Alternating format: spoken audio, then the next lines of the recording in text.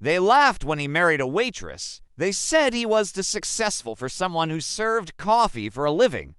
But years later, when his empire collapsed, she was the only one who stayed. The same hands that once held his morning coffee now held him when no one else would.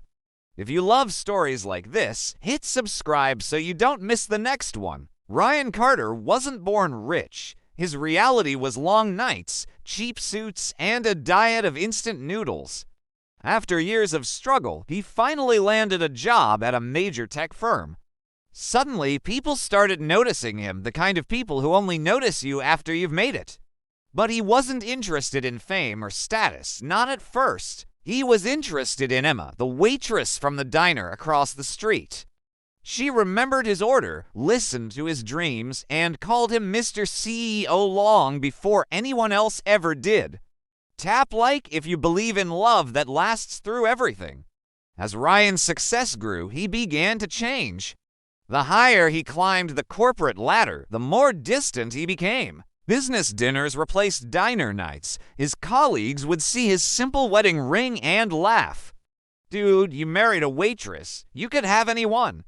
He'd laugh it off, but the words stuck. He started chasing validation, deals, and dollars instead of dinners at home.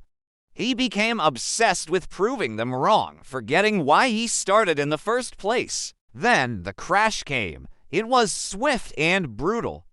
His company folded overnight. Investors pulled out. The mansion was gone in a flash, and so were the so-called friends who once cheered for him from the sidelines. They all vanished, leaving him alone in the wreckage of his life. All except one, Emma. She found him sitting in the dark, staring at a foreclosure notice. He was a ghost of the man he once was, consumed by shame and silence.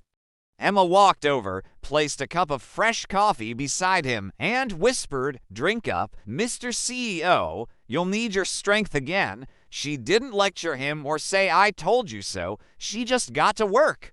She picked up extra shifts at the diner, quietly paid their bills, and every single day she reminded him, "Your worth isn't in your wallet."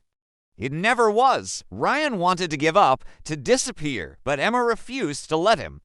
Show some love and hit like if you think true love never gives up. A year later, something new began. Together, they opened a small cafe.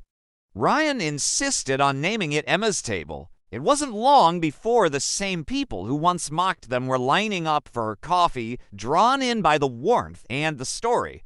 A local reporter came by one day and asked him, "What was the turning point? What changed your life?" Ryan smiled, looking over at Emma. He said, "I stopped chasing the people who laughed and started building with the one who stayed." Subscribe now for more real-life emotional stories that touch your heart. Sometimes the ones who seem small are the ones who will save you when you fall. They laughed when he married a waitress, but they don't laugh anymore. Hit like and subscribe, and stay tuned for more stories that will touch your heart.